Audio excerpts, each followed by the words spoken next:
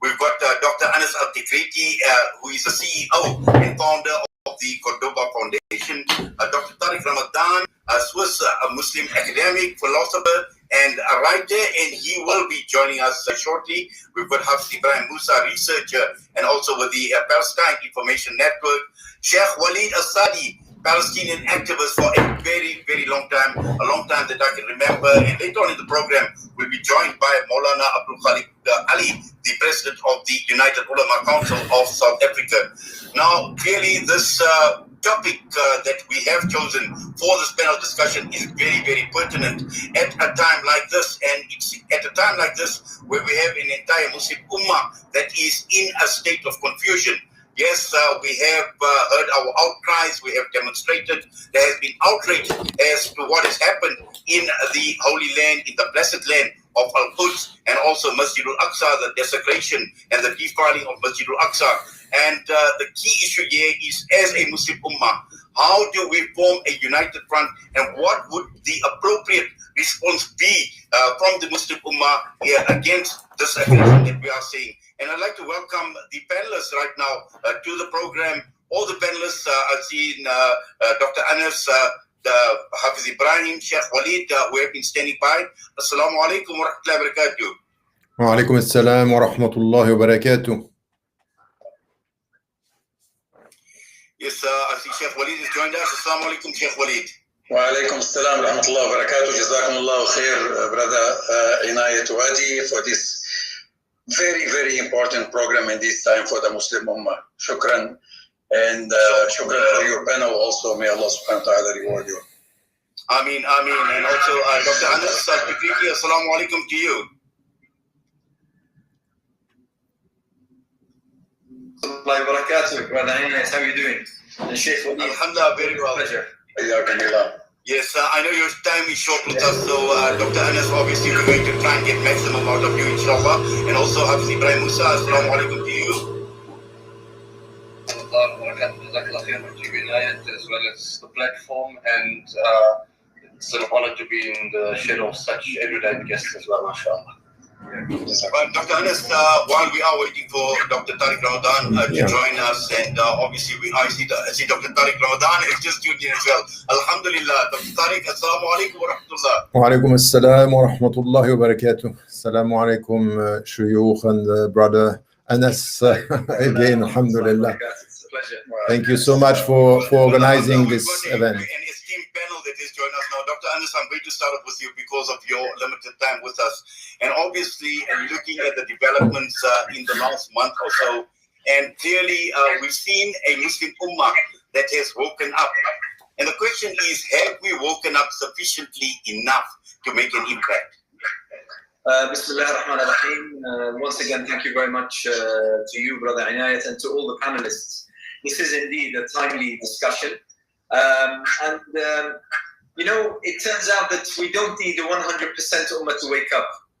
The people of Al-Aqsa, the people of Palestine are sufficient to lead the charge in order to create this kind of shockwave throughout not only the Muslim Ummah, by the way. I mean, whilst we may be concerned about the state of the Ummah in our discussion today and focusing on that, but in actual fact, I would go as far as to say that the events of the past 2 to 3 weeks have actually awoken public opinion around the world. What we're seeing throughout the world, including the United States of America, and the kind of the mobilization in support of Palestine and the Palestinian rights, Latin America, Southeast Asia, across the world, throughout Africa, and of course in South Africa itself, we're seeing something that I think is almost unprecedented.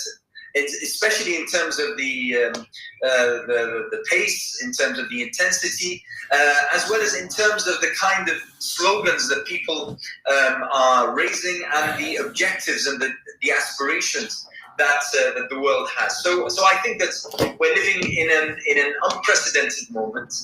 It's down to us, wherever we may be, in our various locations, to capitalize on this, to try to take advantage of this particular moment that was given to us, granted to us by the blessing of Allah first and foremost, but also by the sacrifice and the struggle of the people of Al-Aqsa, Al-Quds, Gaza, the West Bank, the occupied territories of 1948, of all Palestinians. So I think this is an unprecedented moment indeed. Yes, Alhamdulillah. And I'd just like Dr. Tariq Ramadan to come in. And obviously, from what Dr. Anas Al-Tikriti has mentioned, Dr. Tariq, talking about unprecedented, but also at the same time, this is a time where, as a Muslim Ummah, we are given an opportunity to introspect, to take stock of ourselves, to look within ourselves in terms of how do we take advantage of the situation and what is erupting right across the entire world. Bismillah ar-Rahman ar-Rahim. Thank you so much again for organizing this event and this panel discussion. And I agree with Dr. Anas. I think it's unprecedented and it's very important.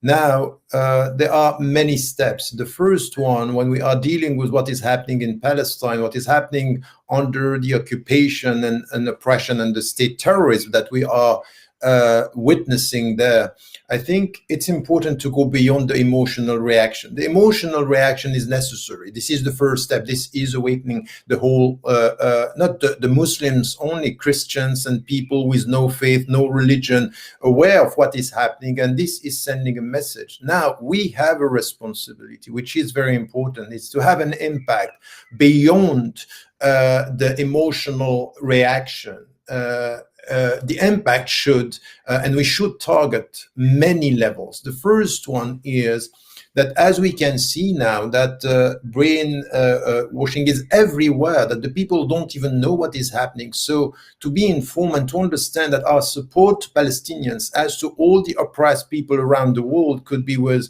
we are talking about what is happening in Xinjiang, with the Uyghur, with the Tibetans, with all the people. The first thing that is very important for us is to put ourselves from the very beginning when we start talking about Palestine by saying, you know what, by principle, as Muslims, as human beings, we are on the side of the oppressed, with the Palestinians, because they are oppressed, with all the oppressed around the world. So this is where we stand. This is our position, as well as we were, not being South African, with the black people in South Africa and with the oppressed, we are with all the oppressed around the world. And then to add to the emotions that we are now witnessing, information. We have to be knowledgeable about what is happening. They are playing with history. They are colonizing not only Palestine, they are colonizing history. They are colonizing the whole thing, saying we are not the colonizer. We are coming back to our land. And this was given to us by God, even though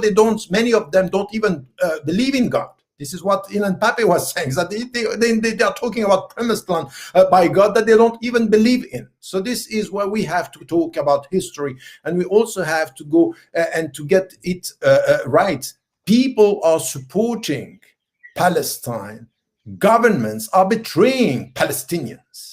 So this is where, from where we are, we have to be clear about what we want by saying the truth, speaking out, being vocal, and understanding that at the end of the day, we have to spread awareness among our fellow citizens, and especially in the West, everywhere. Yes, there is a first step with emotional reaction. There should be a second step with constructive, analytical, a knowledgeable reaction to this by saying we are not going to wait until the next crisis and people sacrifice their lives because we are silent and we go with the media. This is our mistake. We should not go with the media. We should move the media, not go with the media and the media coverage. So this is something which is essential. And the last point that I would also say, that we have also to speak the truth and to be able to say, look, as Muslims, we are saying, and we are clear about many religious aspects, for example, and the Shuyukh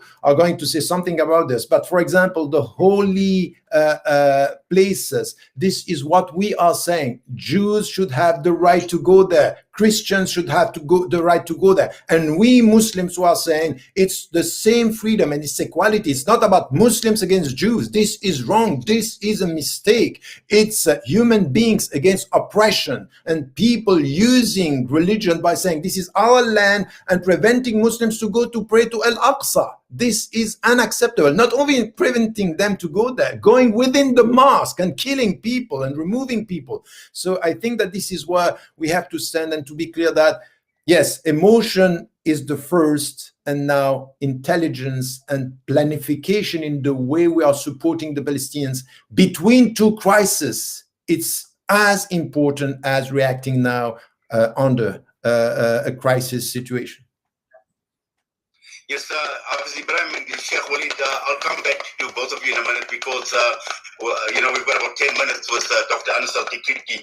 Now, obviously, just following up from what Dr. Tariq Ramadan is saying and talking about the governments that are far removed from reality, and we see this huge gap as far as governments are concerned, and Muslim governments we're talking about in terms of their response, their understanding of the situation in Palestine and the masses. Now, again, we've seen what has happened in the last few weeks, where we've seen governments that are strong on condemnation but soft on action. And this is where the Ummah is at a crossroads. This is where the Ummah is at a dilemma because, we've seen we've got a lack of leadership and we've got a huge problem as far as leadership and a leadership vacuum. Dr. Anas, your thoughts? Well, the great thing about this particular episode of the Palestinian struggle and the events of the past few weeks is the fact that these events have actually revealed and totally disclosed the reality of particularly the Arab and many of the Muslim regimes. In fact, what it has done is it has revealed the essential problem of hypocrisy that runs through what we call today the international order. In terms of the Arab regimes who have for decades traded with, bargained with the fate of the Palestinian people and benefited greatly because of their surrender absolutely to the Zionist project, their stand is shameful. You say, Brother Inayat, that strong on condemnation. Actually, I don't see that. I don't find that strength in condemnation at all. I wish we go back to the days when there was, those hefty statements of condemning and denouncing and the such. We don't even have that. In fact, to the extent that we have several regimes, and I'm pretty sure we all know which, who have actually sided quite categorically with the oppressor. And that is, to an extent, it's very troubling, but to another extent, it is one of the greatest blessings of this struggle of the Palestinian people, because once and for all, this disparity between the Ummah, between the people, between the nations, and between their regimes, that disparity is so wide and so far-fetched that it is almost beyond reconciling. And that demands, and I believe that now no one is in any doubt, that demands a radical change of the reality of the Arab nations. In terms of the world, how more hypocritical can the world become? And once again, a disparity between the people who are marching in their tents, hundreds of thousands throughout the world, including in the United States, and between their governments. Where is democracy? Where is human rights? Where are all these values that the West always proclaims and claims that it's the bastion of? Where is all of this when they're watching children being slaughtered by missiles? Where is this when they're seeing residential blocks of several stories high being demolished with strikes of the most sophisticated weapons and missiles that the world knows? Where is the world? What is this about women's rights and all of this when they're seeing women being not only made widows but also being killed and being harassed and such? Where is the world? What we are seeing today, I believe, is a radical shift, almost leading us to a paradigm shift. Because once and for all, we have a moment, and we are witnessing through the various platforms that we're all watching and getting our news from, we're seeing how the world has come to a point whereby values are merely spoken of, but never implemented.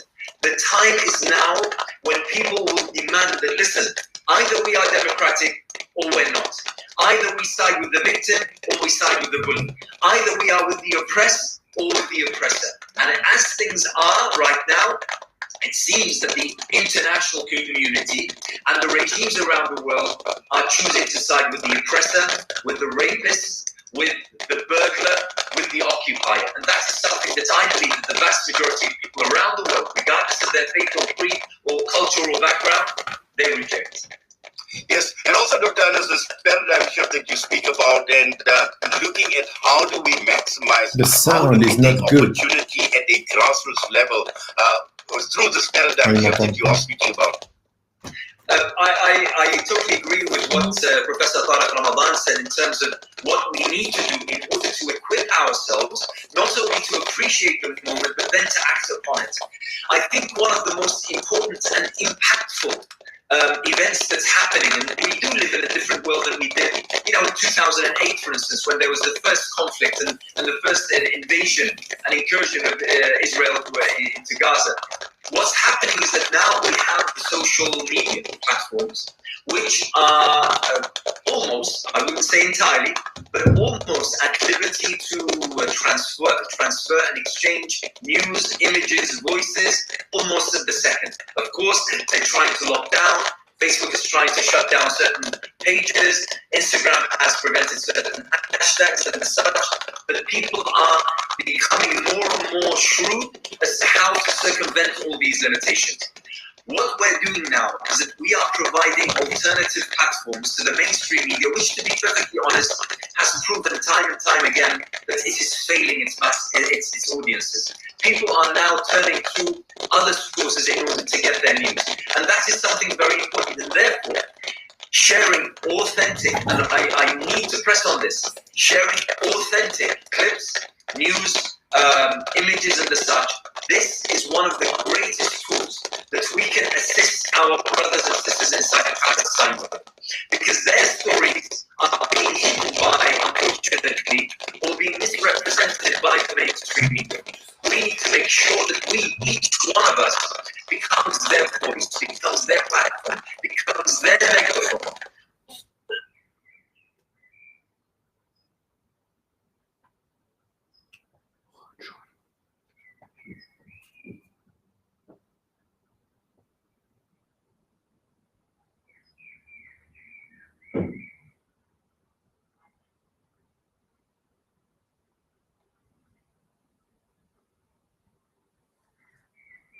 The international community's stand is absolutely objectionable. Well, Dr. Anas, Jazakallah khair so much for that, and I know you've got to leave us in about 2 or 3 minutes, but we certainly do appreciate you taking time out. I know you've had an extremely busy schedule, interview after interview, but alhamdulillah, you were able to join us. We do appreciate it, and all the best to you, inshallah. Thank you very much. Assalamu alaikum. Wa alaikum assalam wa rahmatullah. Yes, what we'll do is we're going to go for a quick air break. We come back, we will then continue after a few minutes.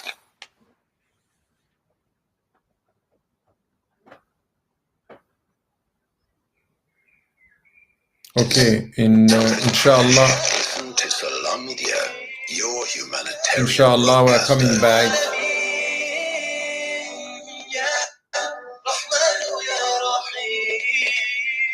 Dad, well, I'm chatting with an investment broker today, and Inshallah, we'll come back in a few minutes after the publicity, hoping that the sound is going to be a bit better, I also thought inshallah. about purchasing some crypto. Crypto? What's that? Like another pyramid scheme? I don't So I trust what I think can't that you see. hear There's an me. apartment in Belize. So only a family would be asking to stay there for free. And what if the government takes it away, eh? Dad, I don't think it works like that. I'll tell you what works. Gold. At your age, I invested in gold coins and it paid for your university fees and your wedding. No contracts, no agreements. Your investment is in your hands and you own it. With a 70% growth in only 5 years, do you still doubt gold investment? Contact RJ Coin today. 031 202 4701 or visit them at 151 Stephen Lamini Road in Musgrave, Durban. Randery Jewelers Gold Coin Exchange, your passport to gold investment. Motala Perfumes, one of the biggest perfume manufacturing houses in Africa, with a state-of-the-art manufacturing facility, specializing in designing, creating, developing and producing new scents and matching designer fragrances for all our stores. as well as private labeling for individuals. So inshallah, stay with us. Africa. Coming Visit soon after the publicity, store. inshallah. Visit our website at www.motalaperfumes.com for more information on creating your own brand.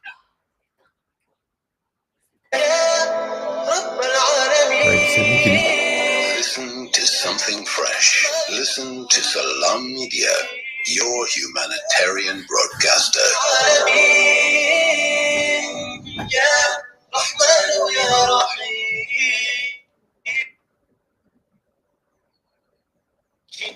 With the broadcasting, this is a special broadcast that we are bringing to you a panel discussion, and the panel discussion is about the Muslim response to Zionist aggression. And earlier on, we had Dr. Anas Al-Tikriti, but we also got Dr. Tariq Ramadan, who's still standing by, Hafiz Ibrahim Musa, and Sheikh Walid Al-Sadi, who are part of the panel. We will be joined by Maulana Abdul Khalik Ali a little later on. But just coming back to our panel now, and I'd like to go to Sheikh Walid. Sheikh Walid, the concept of one ummah.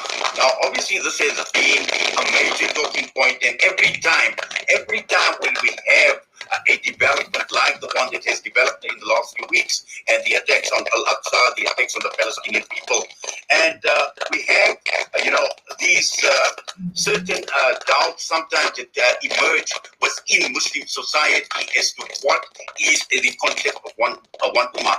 Now, the Quran is obviously clear, innamal mu'minuna ikhwatun, and the Quran qualifies that all Muslim mu'mins are brothers. It doesn't state whether you've got a beard, you don't have a beard, whether you read your Fajr Salah, you haven't read your Fajr Salah. And sometimes we tend to lose focus on these things, on whether people are practicing Muslim, whether they are pious Muslim, whether they are not pious Muslim. And let's just clarify this issue, the concept of one ummah in the wake of what we see happening around us in Palestine and also to Masjid al-Aqsa.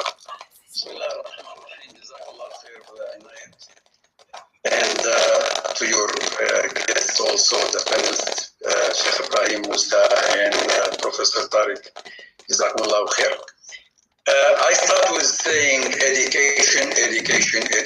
Our problem is, yes, we are Muslim, but are we true Muslims? This is what I mean true Muslims. Do we know Islam? You mentioned the Holy Quran. Do we know the Holy Quran?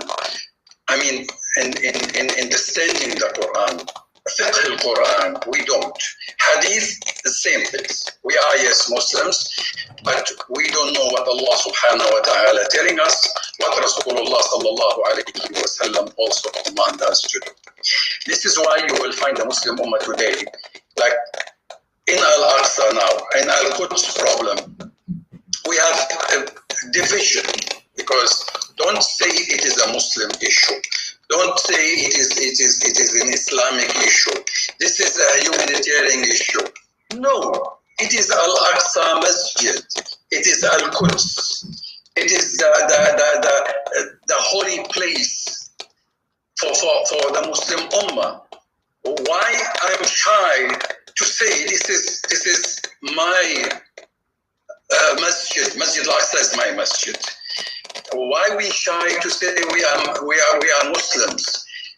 You will find out. Wallahi, I received many phone calls, many messages from bishops, from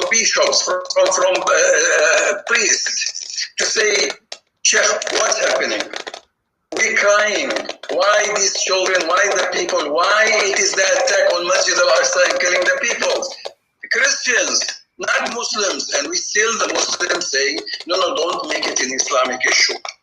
How come then the Zionists make it a Jewish state? And they're not shy to say that this is a Jewish state. Non-Jew have no right here. Now, this is our problem. Education. Our people don't know the history of Palestine, don't know the history of Masjid Al-Aqsa. We only know that it is Mi'raj, Al-Isra wal-Mi'raj. This is Bawabat al-Sama. This is the Mi'raj of Rasulullah sallallahu ta'ala alayhi wa sallam. This is the land of the Anbiya. And we fail to educate our people. How the Zionists and to build the rogue state of Israel in Palestine, because they have a strategy, they have developed a strategy, they unite. Today we are not united. Today every one of us, let me tell you in South Africa now, I will do my own placard, you will do your own march. We are united. Why? Because we don't know what is the meaning of Ummah. We don't know that. So education is very important for our Ummah. Now we want just that. We all say and we all want to march to the steps after that. We don't know the 20.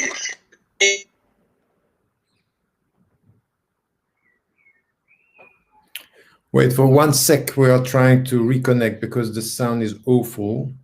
So we'll try to get it now. If we don't have our Palestinian brothers and sisters and children, one child better than 100 men of ours, if without them, they're protecting Masjid al-Aqsa in Al-Quds al-Sharif on behalf of 1.8 billion Muslims in the world, and we're still discussing, are we going to march? Are we going to help them? How are we going to help them? These people we need not only dua. Like I heard few. If you make your Fajr Salah, then Allah will help the Palestinian. Allah helping the Palestinian without our Fajr Salah. Allah doesn't need our Salah. The Palestinians, they who giving their life to protect Masjid al-Aqsa, we cannot even give 1 hour to post something in our media. So I think education. We need really educate our people about the history of Palestine. People doesn't know that Musa alayhi salam never entered Jerusalem. Never. Not even the Jews with him never entered Jerusalem.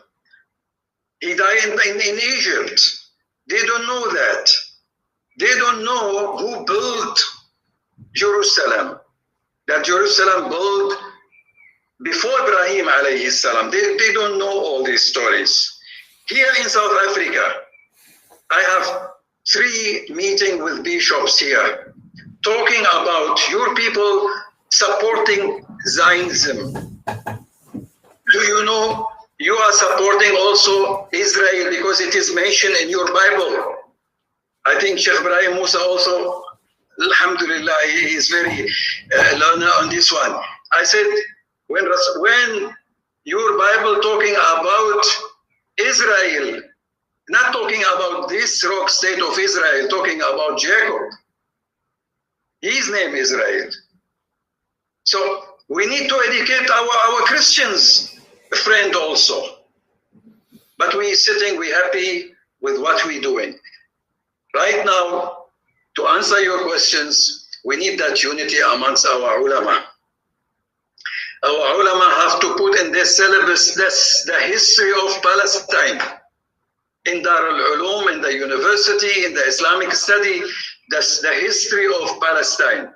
Because our people emotionally, now we are emotional, we're coming out. After that, what's going to happen?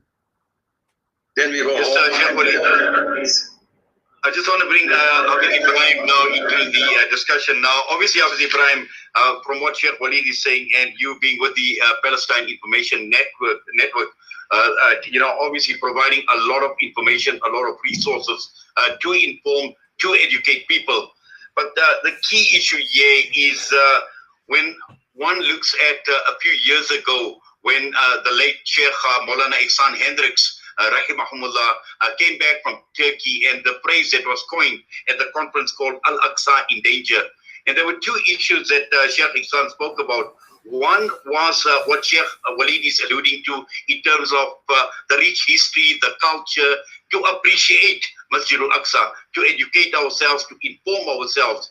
And the second issue, obviously, a sustained struggle towards the liberation of Masjid al-Aqsa. Now, just looking at it from your perspective and looking at it from an information perspective, and Dr. Anas also spoke about it. He spoke about the authentic tools that we require to make sure that we are passing on the correct information so people are better informed, but more importantly, together with this information, they are adequately armed, basically to, and especially when times like this happens, we don't dish out fake information, fake news, false information, and we are able to articulate what the true situation is. Indeed, I think, Inayat, we need to break out of the cycle of immediacy because obviously it is falls within the current emotional paradigm and perfectly legitimate for people to get incensed when we see what is happening in the Gaza Strip at the moment. It's too difficult to turn off the receptors of the heart when we see what is happening there. But I think as important as the social media battle is at the moment, and we acknowledge the dividends that this is achieving, and it has broken away from the corporate mainstream media who have held this space hostage for such a long period of time. We also have to realize that what is occurring on social media, for a person who comes into this discussion uninformed, can give a person a warped, even in the right direction, but a warped picture in how a person can constructively respond. So, people would just be bombarded firstly by messages from all directions, or pictures, images of people suffering, and that would automatically translate into emotional knee-jerk responses. Let's donate money, but let's appreciate at the same time that this challenge, as Professor Ismail Raja Faruqi has written in his book Islam and the Problem of Israel, is a problem that strikes at the heart of the Islamic world. It is an issue that has been going on for decades, and therefore one or two tweets on social media is not going to change the equation. We have to understand how Israel is a settler colonial paradigm, how Israel is an apartheid state, how Israel is a European colonial project. We want us to look at all of the different dimensions and the challenges that the presence of the state of Israel in the heart of the Muslim world presents for us to be able to adequately respond. So I would obviously encourage people to continue the social media discussions, but understand that at this point in time, people are more activated, people are more receptive. So this is the moment, a decisive moment for us to be able to look at those who are both Muslim as well as outside, whose hearts are yearning for the truth, and now expand the circle of people who would be able to more deeply engage with the issue. And once people have a fuller understanding of the issue, people would then be able to respond much more constructively, rather than, as we always talk about, this fizzle out or the soda water effect that we've seen in so many occasions previously. So that is the one, understanding the broadness and the depth of the Zionist project and the Zionist challenge to the ethics of humanity and the ethics of the Islamic world, and also when it comes to the Muslim response, I think, to build on what Sheikh Walid has been saying, obviously the genesis of where this present round, if you like, captured the attention of the world was what happened in the month of Ramadan at Masjid al-Aqsa. We have to break out of the mold as well there to understand that Al-Aqsa is not only about the Mi'raj, or not only about the first Qibla, but understand how it falls into this religion as a whole, being the second masjid on earth, being the allegiance to the prophets, and how the Islamic paradigm does not make any division between all the prophets. So I appreciate the broadness of this. So I just see this as a decisive moment to continue the social media battles, but also, if you'd like, draw more people in through these engagements to something much more deep and constructive. Well, Jazakallah for that, Hafiz Ibrahim. Professor Tariq, just to bring you into the discussion and just obviously Sheikh Walid and both Hafiz Ibrahim Musa talking about education, talking about information. And this is has been the question in terms of whether the Muslim Ummah is sufficiently geared to basically take on the challenges. Have we got the necessary tools? Have we got the necessary education? Because obviously from what we've seen the outrage, the uproar, we've seen support right across the entire world. And obviously one needs to capitalize. One needs to capitalize on the support that the Palestinians have been getting in the last few weeks or so. And for us, in terms of how do we take this opportunity, or how do we take full advantage of this opportunity through being better informed, firstly ourselves, and obviously sharing what we have with others. Yes, I think that what we heard Walid was talking, and he's completely right about education, and you have to add to this, of course, information. Now, you'd say that, the Palestinian issue is central. It's critical for us as Muslims, but it's also revealing the shortcomings that we have in not only our understanding, the way we present, the way we introduce, the way we spread around information, because we should get it right. It's وَكَذَلِكَ جَعَلْنَاكُمْ أُمَّةً وَسَطًا لِتَكُونُوا شُهَدَاءَ عَلَى النَّاسِ. This community, Islam, us, we are following a path in order to bear witness to the truth to people. The Palestinian issue is central in our discourse today and should help us to reform the way we are tackling the issue. Because as Sheikh Walid said, yes, it's an Islamic issue and Muslims should be involved in it. But it's not Muslims for the sake of our interest and we want to get access to Masjid al-Aqsa and that's all. That's not the point. The point that this is revealing that the Islamic issue is for us about justice and about equality, and also showing that the way we are involved in the liberation process in Palestine has to do with everything which is happening around the world. So there is a connection there between the way we talk about an Islamic issue and showing that our way of being involved in an Islamic issue is by promoting and being consistent with universal principles for all, because we want to have access and we are protecting the holy mosque, a holy space, and we are protecting Masjid al-Aqsa.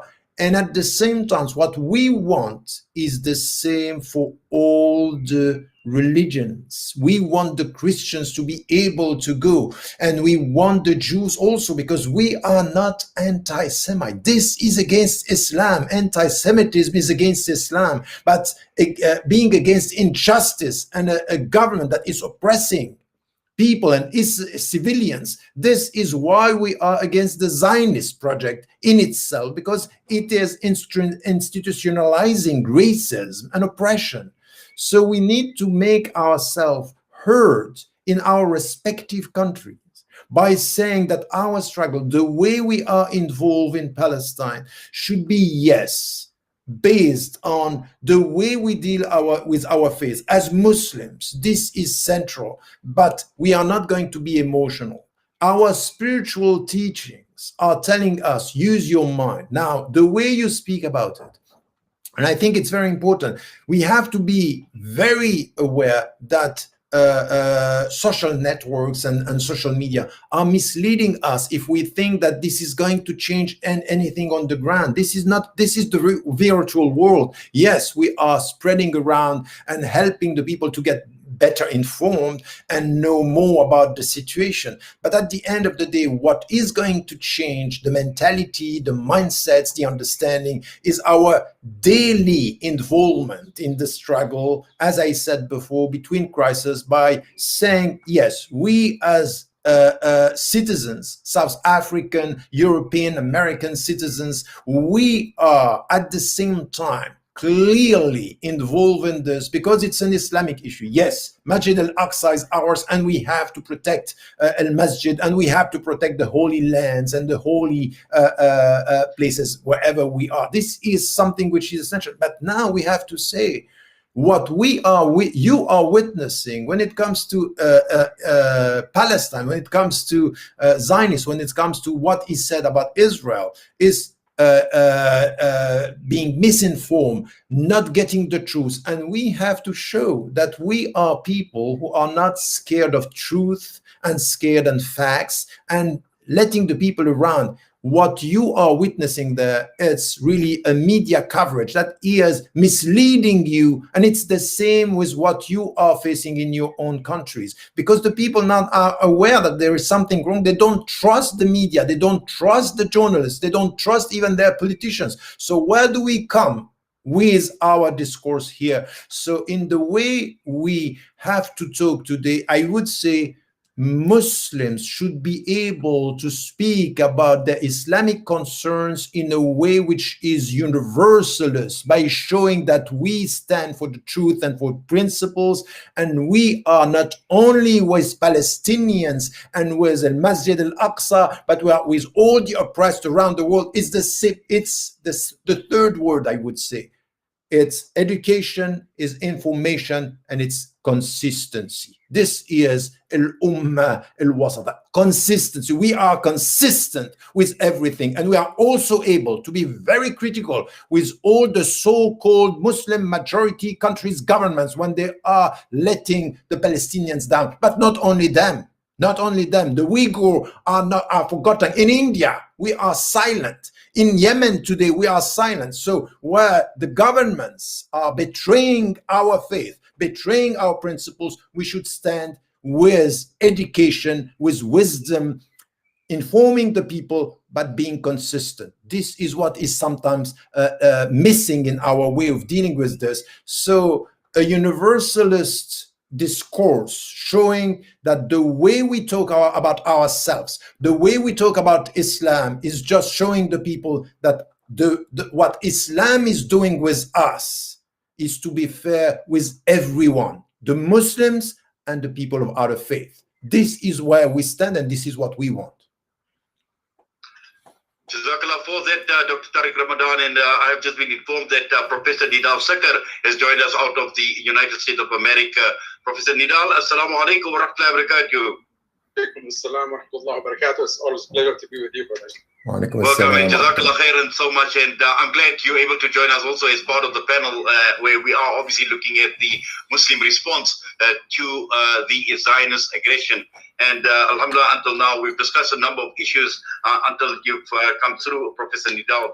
But the key issue here, and this was going to be a leading question that I was going to ask from what Professor Tariq Ramadan has just been speaking and talking about the Muslim nations, talking about the Muslim countries, the majority Muslim countries in particular, but talking about leadership and looking at a time like this. Obviously, we cannot rely on the leadership in the Muslim world. We cannot rely on the governments around the Muslim world at this point in time. And looking at it, leadership from the scholars of Islam, leadership from people like yourselves, Professor Tariq, and looking at obviously Ibrahim Musa, Sheikh Walid as well. We're looking at society, we're looking at academics in terms of providing that leadership, that direction. And this is what the Muslim Ummah is looking for at this point in time. Someone to lead them, someone to guide them, someone to point us in the direction that we should be going at a time like this. Yes, brother. First and foremost, I would thank Allah subhanahu wa ta'ala for granting us the opportunity to meet at Al-Aqsa. That's where I met the brothers from Salam Radio at Al-Aqsa first and foremost. So that's alhamdulillah, I mean, for Allah subhanahu wa ta'ala giving us that blessing to be there at times where like days of Ribat during the last 10 days of Ramadan. Getting into the subject that first of all, we need to have some sort of clarity in reading the situation. That's number one. And putting things in perspective is number two. And number three is try to find our way through everything that's happening. The number one is that everything happens with the will of Allah subhanahu wa ta'ala. All fates, all destiny, all decisions, all outcomes are determined by Allah subhanahu wa ta'ala. When the brothers in the resistance or the brothers inside Palestine 48 or the brothers in West Bank or Sheikh Jarrah resist the occupation and the terrorist entity, they're doing their part, they're doing their effort. Allah subhanahu wa ta'ala is the one who determines the income. Allah subhanahu wa ta'ala is the one who determines whatever rockets launched from Gaza are going to go and where they're going to hit and how effective they're going to be. So everything happens with the will of Allah subhanahu wa ta'ala. We have to take the means and to do our true tawakkul on Allah subhanahu wa ta'ala, and Allah subhanahu wa ta'ala determines the outcome of this action. And we pray that Allah subhanahu wa ta'ala will put enough sincerity in our hearts so our deeds and actions would be accepted by Allah subhanahu wa ta'ala, which is really what's most important out of all of this anyway. Putting things in perspective, we must first of all look at the whole thing within the right context.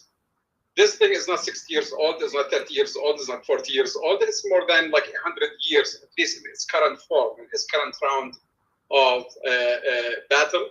It's about 100 years old. 100 years old, we had an Islamic entity that, for the first time, that governed the Muslim affairs. It became absent for the very first time ever since the rise of Islam. And then we had, from that situation, we had a very abnormal, unusual, deformed situation of entities popping up everywhere among the Muslim world, and especially like in the Arab countries in the Middle East.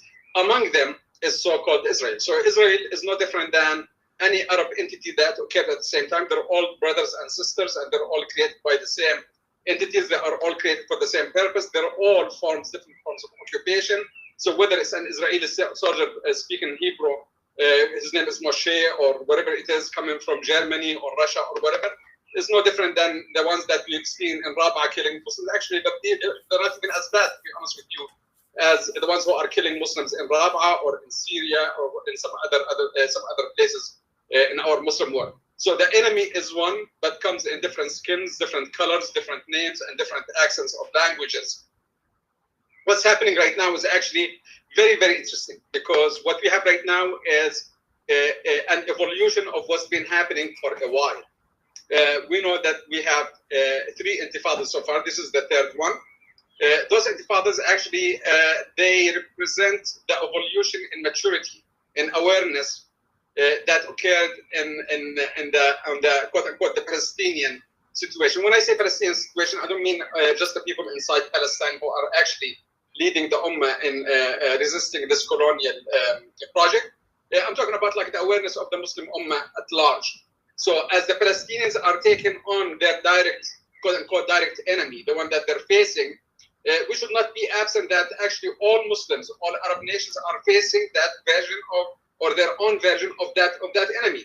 So do not wait on Palestinians to rise up against the Israelis when you are just sleeping in your home in Cairo or Riyadh or Abu Dhabi and so forth, drinking tea and saying, you know what, somebody else, well, this is your problem, because whoever is in your capital is actually the same, like the one who's in Jerusalem or Tel Aviv. They're all doing the same thing, and as a matter of fact, as we see today, as in the press conference of Netanyahu, and I give Netanyahu the credit for being honest. So he's our enemy, but we're supposed to give him credit when that credit is due. Yesterday he was very clear, and he said that if Israel falls, all of these Arab regimes will fall, which is something that we all know, yet sometimes we bury our heads in the sand to deny this fact. This regime in Egypt, Saudi Arabia, UAE, and the other one named like the rest of the 22 Arab countries, these are all no different than Netanyahu. And they're not any more merciful or less Zionist than he is, or less of an enemy of their nation. Support that we give to Palestine is to take on our own responsibilities by addressing the enemy with them and the enemy that's right in front of us in our own places. That's how we give support to Palestine. Gaza is not waiting for people to come from Jordan or from Egypt or for to give victory to Palestinians. Palestinians know exactly how to handle, this so-called Israel. Israel is nothing to the Palestinians, by the way. I mean, if you talk to the Palestinian in the street, in Gaza streets, who just lost his home, and you ask him who is Netanyahu and who's Israel, he'll be like laughing. Like, who are you talking about? Like, they see them in their true word. And that's no different than the lessons that we learn from Prophet Muhammad ﷺ, and even in the Quran when Allah subhanahu wa ta'ala says that he makes them few or appear few in your eyes, so he would give like strength as steadfastness. So we need to learn our lesson from the Palestinians. The Palestinians are sending us a message. We are doing our job. Do your job. They don't want you to go to Palestine. They don't want you to give them arms. They don't want you to give them manpower and support. They don't need none of that.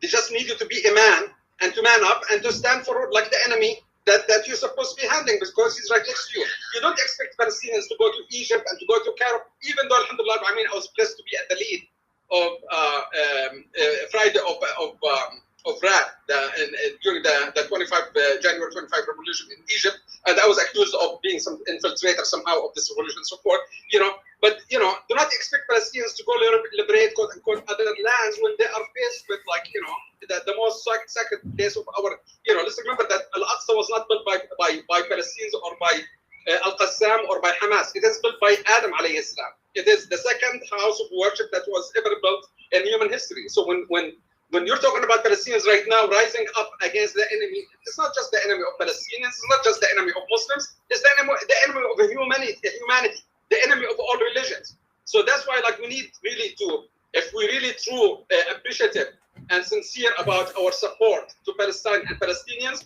we really have to start rethinking our position and what's our life for, what are we doing for ourselves first and foremost, are we doing for our deen, what are we doing for Allah, what is Al-Aqsa anyway to us, and start doing our part. We cannot just keep watching Palestine and just praying for them and go on social media and say, long live Palestine. Well, Palestine is inshallah going to long live with us or without us anyway.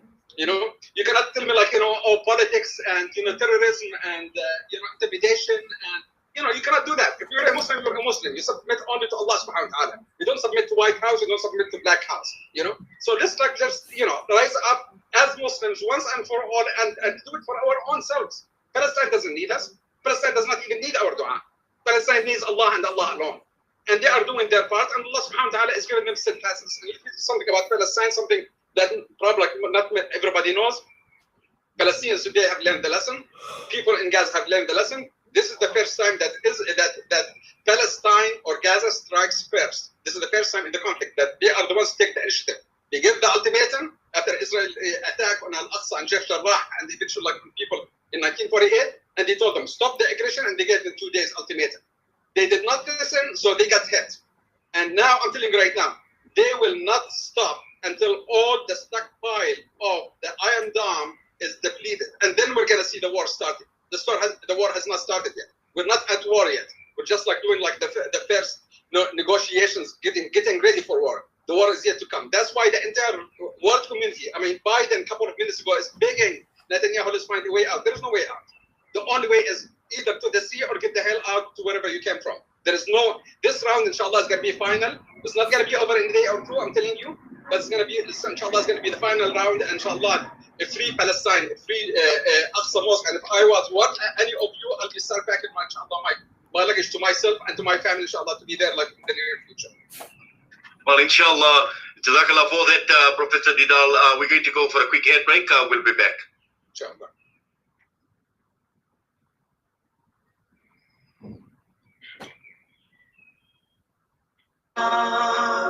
Listen to Salam Media. Shimmer, sparkle, captivate. Nothing less than a masterpiece. Droplets of gold inspires precious design. Platinum bursts with intricate freshness. And every pure diamond becomes more than just a girl's best friend. Voda Gold Gem Jewelers, where timeless dreams become a reality. Come to us. We tailor-make designer gold, platinum, and diamond jewelry. Trade in or remodel your old gold. Clad yourself with classy name-branded watches. We offer insurance valuation and freezer card calculation. Visit us at 534 Ridge Road, Overport, or call 031-208-9142. Voda Gold Gem Jewelers, manufacturers of fine gold and diamond jewelry. My Lord, show me right from wrong. Huda SA is an organization that focuses primarily on assisting communities within the Etequeni region by collaborating with existing Islamic centers, mosques, and madrasas. Your contribution goes towards the uplifting of orphans and vulnerable children, including vulnerable families, by assisting with education, welfare, nutrition, and maintenance of madrasas, mosques, and Islamic community centers. Make the difference. Donate to our noble causes. More information is available at huda-int.org or WhatsApp or call us on 031 271 3049. My Lord, show me right from wrong. Give me light, make me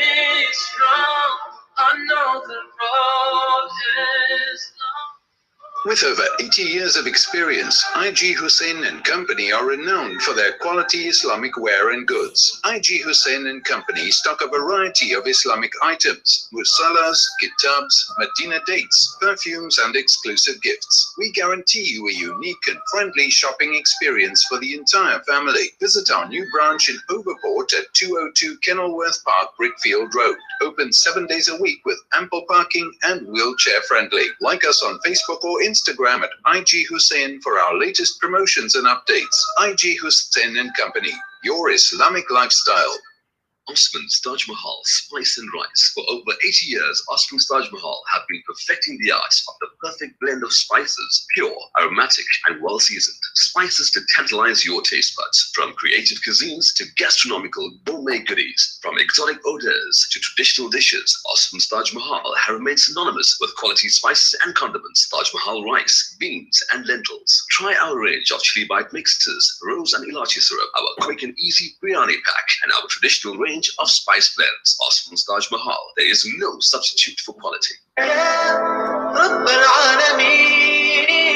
Listen to something fresh. Listen to Salam Media, your humanitarian broadcaster.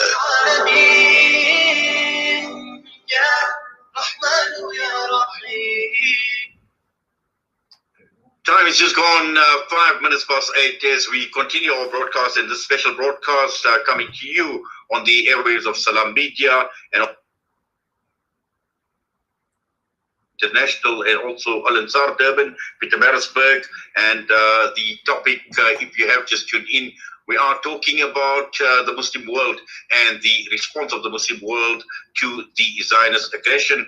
We've got a panel. Hafiz Ibrahim Musa, Sheikh Walid Al-Sani, Professor Nilal Sakar, and Professor Tariq Ramadan, who are with us right now. And if you'd like to view the proceedings, you can view us on Facebook, and you can log on to the Salam Media Facebook page. Sheikh Walid, coming to you, and I want to talk about history. And obviously you spoke about education, and history has given us some wonderful lessons when we look at the struggle for Palestine today and the struggle for Al-Aqsa. And we can even go back to the time of Salahuddin al-Ayyubi, rahimahumullah, when he had liberated Masjid al-Aqsa. But prior to that, with the Crusaders, and we know they had occupied Masjid al-Aqsa for well over 88 years. And even at that point in time, when one looks at the scholarly fraternity, when one looks at the ulama of those times, who did not sit quiet, who went up, who accounted their rulers. And there was a famous case of a Qadi from Damascus who had accounted the ruler in Iraq at that point in time, saying that, you know, you are sitting quietly, you are doing absolutely nothing. And when we're talking about leadership, and I want to talk about leadership from the scholars, and because these are people that impact on people, they form opinions, they're people's mindsets, you know, their thinking, and just looking at starting at the ulama level, at the scholarly level, what should the ulama be doing? Sheikh Walid, I think your mic is muted. Your mic is muted. If you can unmute your mic, please. Jazakumullahu khair. You hear me now? I want to go back to what Professor Ramadan have mentioned about honesty and justice as a Muslims, and we always, Allah subhanahu wa ta'ala mention that as Muslims we have to be just. I remember 2007 when I was in Jerusalem, Allah granted me once to go to Masjid al-Aqsa, and alhamdulillah we visited the entire area there. But one thing is very important, and to mention it, that the most important church for the Christians in Palestine, Kanisat al-Qiyamah, from thousands of years, the keys in the hand of a family called Jawda. Family called Jawda for more than 1,000 years. They have the keys. They open every morning, or every weekend, Saturday, Sunday, to the priests. The priests are living there. They're protecting them. Allah the protector, but in reality, they have the keys. The keys go from generation to generation, because the Muslims was protecting the church as they protect the Masjid al-Aqsa. And this is why we will always see Bishop Atallah Hanna, whenever there is an attack on Masjid al-Aqsa, he will stand there and he will say, I will protect Masjid al-Aqsa. So this is the justice of Islam.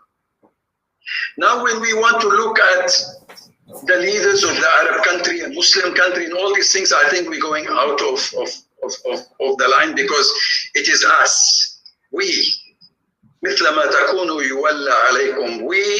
accept those leaders. Now, we have leadership, as you have mentioned. You have professors, you have doctors in histories, we got ulama all over the world. And if these ulama will not do their duties, the duties which Allah subhanahu wa ta'ala appointed them to do, this is mean they're failing not only the Muslim ummah, they're failing the deen. This is our problem. History will tell us. You mentioned Salah ad-Din al-Ayyubi. Who was behind Salah ad-Din al-Ayyubi for Salah ad-Din al-Ayyubi rahmatullah alayh to come out? The ulama. It's not him alone. So, are we doing as our duties? The our ulama doing their duties? No, because the ulama become ulama as-salatin today. Whatever the leaders, the politician wanting to do, even in our masajid, we all know it. Whatever the trustees want the imam to say, he have to say. And if you don't say it, he's fired. Now, we have to change the entire things. The ulama al-haq, who fear none except Allah subhanahu wa ta'ala, they need to educate themselves. Our problem, if you are an alim, if you are a sheikh, doesn't mean you know the history of Palestine. The history of Palestine, we studied with Abu Mahfouz, Jazallah khair, with many scholars,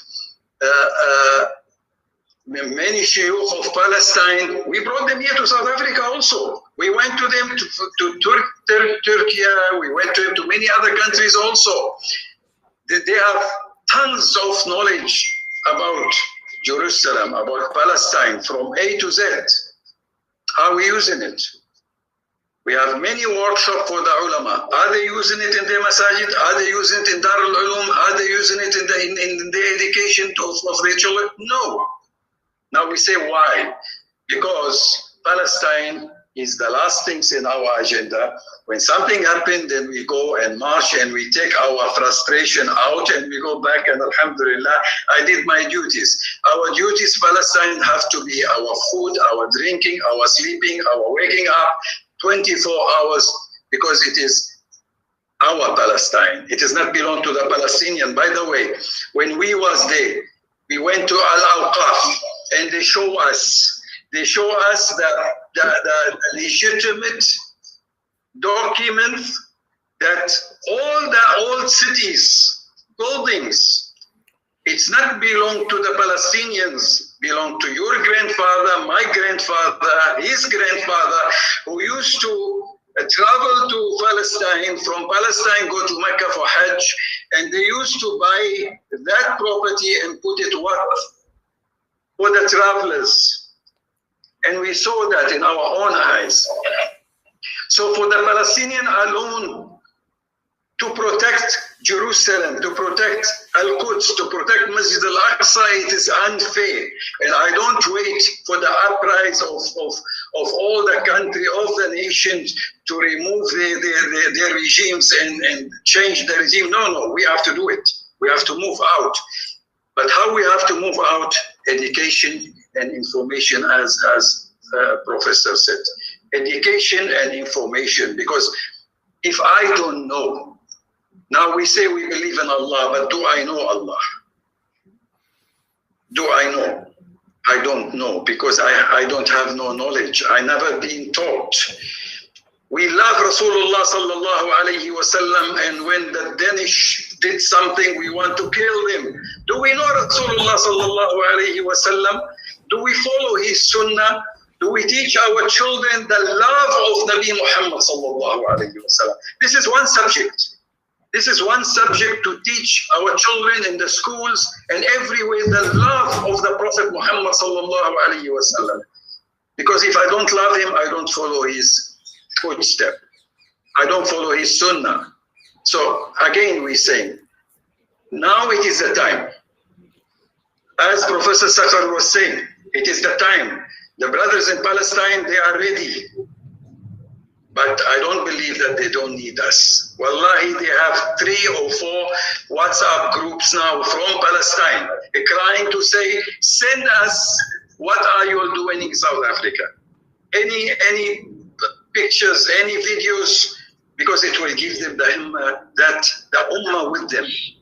They need that. They need that. I think that is very, very important.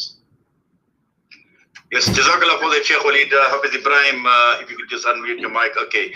Hafiz Ibrahim, obviously, you've been listening to what Professor Nidal has been saying, and also Dr. Tariq, in terms of Al-Aqsa in danger means humanity is in danger in essence. And this is effectively the case, because we know what is happening at this point in time, and there's all this talk about the Greater Israel Project from the Nile to the Euphrates, and the response that we've seen also from the world and everybody talking about the two-state solution. And we know what the two-state solution has been. It's just been all talk, and meanwhile what has happened is while they're trying to appease, the Israelis have been trying to appease the rest of the world with a two-state solution, which they've done absolutely nothing. It's been more land that's been grabbed. It's been neighborhood after neighborhood, village after village, house after house that has obviously been taken. And this expansion is continuing, and it's not going to stop. It's not going to stop with Palestine. It's going to continue. Jordan, parts of Saudi Arabia is at risk. Syria is at risk as well. Egypt. Now, this is exactly what is happening. And again, armed with the right information. And when we have this type of information at our disposal, this is where we can make the correct decisions, where we can even provide the direction and the guidance that the Ummah so muchly needs at this point in time. I want to just pick up, before I even go into that point, on,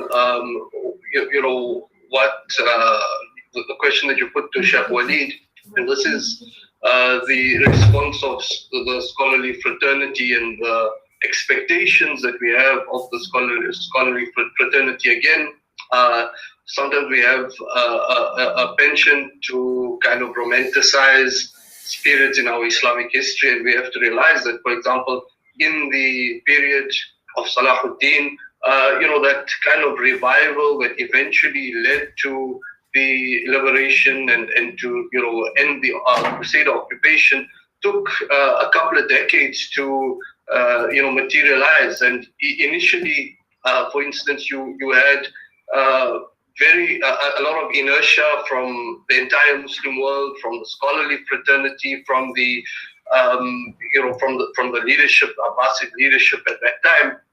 But what we did learn, for instance, is there were certain scholars who agitated.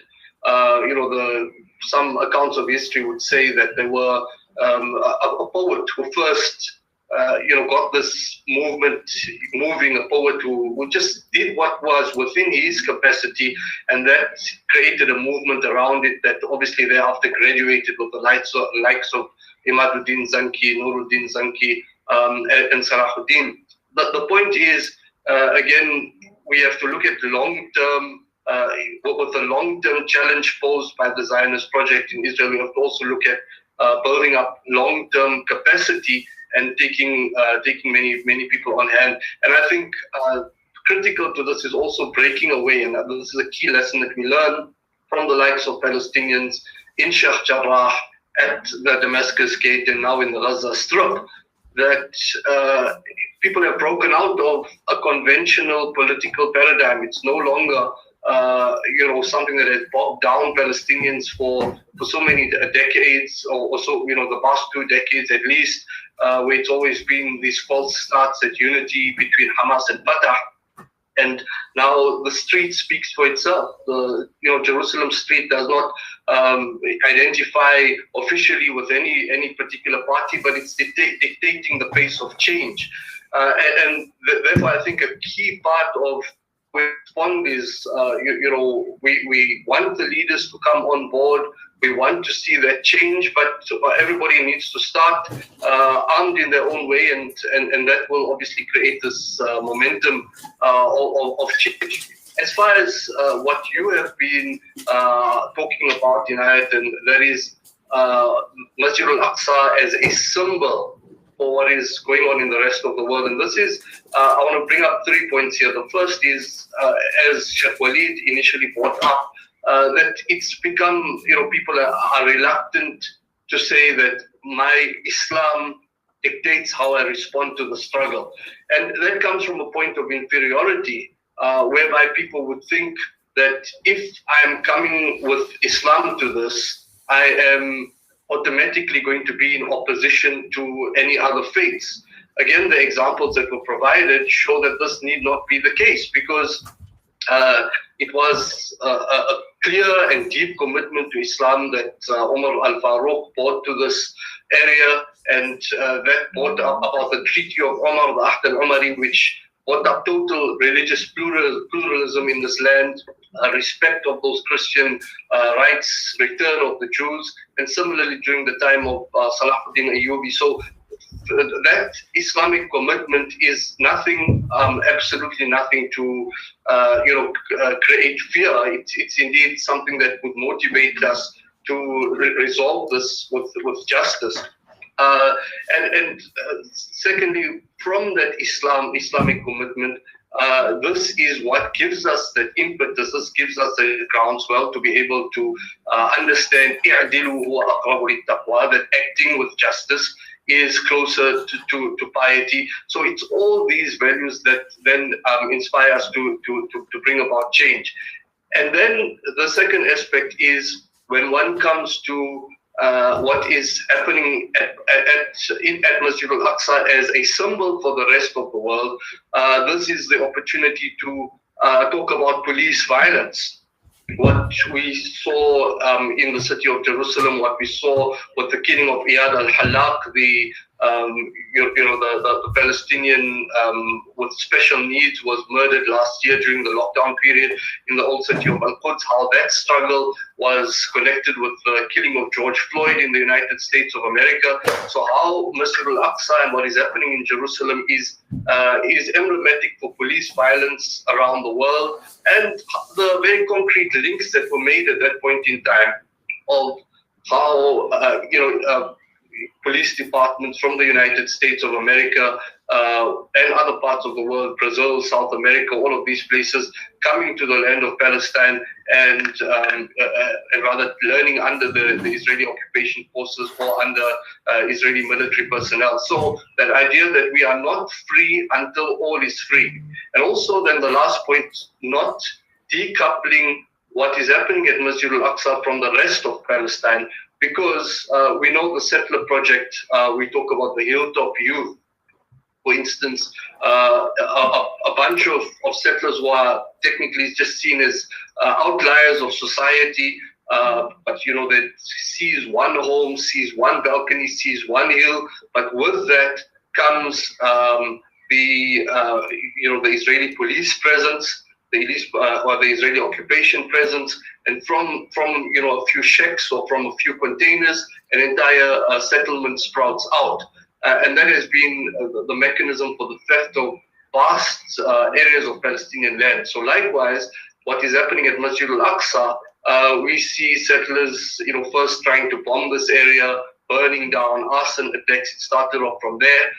Thereafter, these so-called ascending the Temple Mount, these break-ins into Masjid al-Aqsa, creating a presence, normalizing a presence, thereafter taking a piece of Masjid al-Aqsa as they've been trying to stake out in Bab al-Rahma, and ultimately, piece by piece, to stake claim to the entire Masjid al-Aqsa and the entire Jerusalem. So the methodology that we're seeing in Masjid al-Aqsa is the methodology that has been enacted throughout the land of Palestine. So to summarize, then, that gives us an inkling of what's going on around in the wider Palestine, the same strategy, the same end game.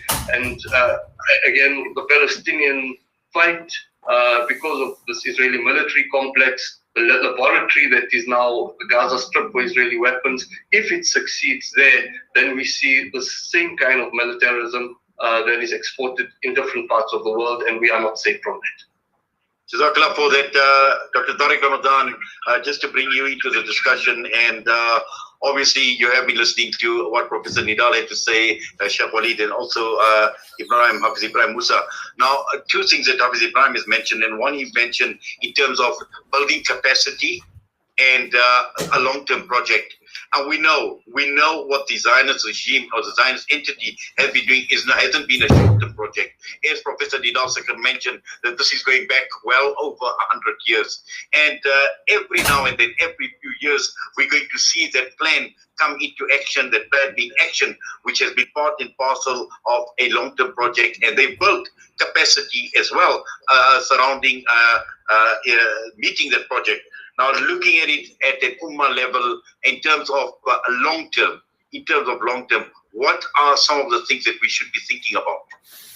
Yes, I think that listening to everyone, I think these are complementary approaches that we have to keep in mind when it comes to the religious level, when it comes to the intellectual, even the academic level and the grassroots level, and the steps through which we have to go. And I would say that I understand what Professor Nidal was saying about Palestinians. They don't need us, even though I think that we need them. In fact, it's a two-way process. In fact, in the way we are dealing with the crisis, with what it's happening there, we need them and they need us in a way where the struggle and what they are trying to do and the people that are facing oppression. And he is completely right. It's not 60 years. It's much longer than that. It's deep and it's complex at the same time. And this is why I repeat, education, it's essential. We should know facts and history and what is going on now.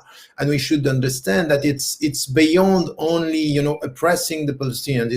It's a plan in a way they are dealing with colonizing and controlling people, and controlling not only a region, it's also controlling mindsets and understanding around the world. So I would say here that our understanding of what is happening in Palestine should be, yes, they are struggling, they are facing the oppressors, but wherever we are, we need to be involved by speaking out and by being vocal, because it helps them. Yes, it helps them. Yes, it's true, because they need this. They need this emotional, not only spiritual, intellectual, and emotional support. Spiritual first, and I think, yes, they need our dua. Of course, they need our dua. I understand what Professor Nidal was saying in the fact that yes, they are resisting whatever and whatever is happening there. But I think that our connection to the center, our connection to Palestine, and our connection to Masjid al-Aqsa should be, yes, we know that la hawla wa la quwwata illa billah, that we are with them and they are helping us to remain aware, because they are courageous, they are facing, and they are standing up and being vocal there against even the corrupt regimes and everything. Now, knowing this is the starting point that should help us now to know how do we build our discourse, our understanding, and the way we are dealing with our fellow human beings around the world.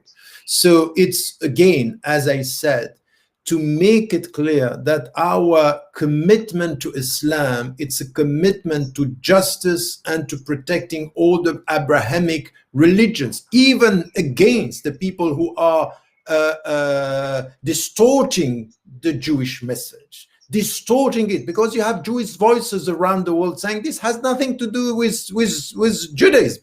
This is even fetishisms. This is idolatry. This is something which is wrong. The way they deal with the land is not the Jewish tradition at all. It is distorting the very essence. We should, coming as and speaking out as Muslims with our faith, being clear on the spiritual discourse. And once again, I repeat, being Muslims and involved in this discussion will never mean for us being against the Jews or against the Christians or against, we are against oppression and injustice. And we are taught to respect all the religions.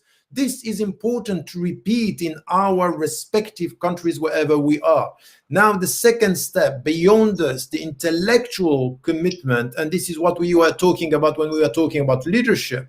I think that we need to have more courageous scholars and more courageous intellectuals being able to speak out and to say in the name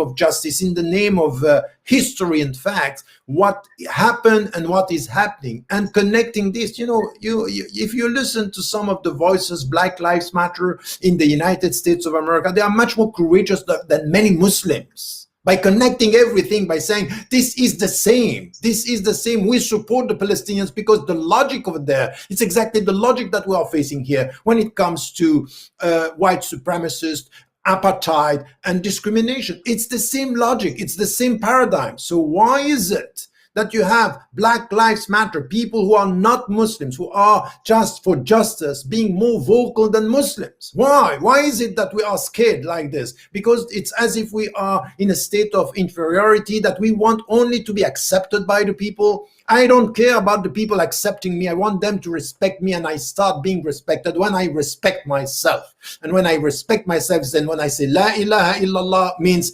in the name of God, for justice and against every kind of oppression. So we need to, and this is why I think that Professor Nidal was saying also, which is something which is complementary to what we said. In fact, you have to speak out against the logic, and the logic means look at the governments. If you don't speak against Egypt and terrorism over there, the state terrorism in Egypt, don't speak about Palestine, because it means that you don't connect and you don't understand what is meaning. If you're not ready to speak about corruption in the Gulf states, for example, don't speak about Palestine. So you speak for both, or you be silent, because at the end of the day, there are connections. Don't wait for the Palestinians to do this. This is not their job. This is our. If we are in free countries, if we are consistent with our way of dealing with freedom, we have to speak out. And I'm sorry, too many are silent on this. And if we have to do something at the intellectual level, it's to spread this intellectual courage. We need to get intellectual humility and intellectual courage. Intellectual courage, and it's something which is very often missing in our leadership. It's as if we are confusing wisdom with compromission. So this is the second. And the last, I would say that beyond the emotional reactions that we saw and we are seeing now at the grassroots level, it's important for us to help our brothers and sisters in Islam and in humanity to get it right. Consistency and clarity, as Professor Nidal was saying, as Sheikh Walid was saying, as Ibrahim Musa, all this are complementary approach, and we have to get this. What do we provide our fellow brothers and sisters in Islam and in humanity? Is something which has to do with there will be no peace without justice here and there. So our struggle here is connected to our struggle there, and our way of dealing with our own citizenship has to do with, I'm not going to be free if I don't get freedom in China, in Palestine, in the other countries, and this is all the same logic. And I think that as we are talking and coming and talking from South Africa, remember what Nelson Mandela said about this, because he was consistent until the end by saying we should not blame the resistant, we should blame the occupier, and we should blame, and I am on the side of the people who are resisting. So he was able to have this international voice, consistent from where he was coming. Let us do the same, because at the end of the day, Islam is about a universal message. This is the universal and logical message that we have to provide the people with. Wallahu a'lam wa a'lam. Jazakallah for that. Very profound, very powerful indeed. And this brings us on to 8:33. We're going to go for a quick ad break. We'll be back.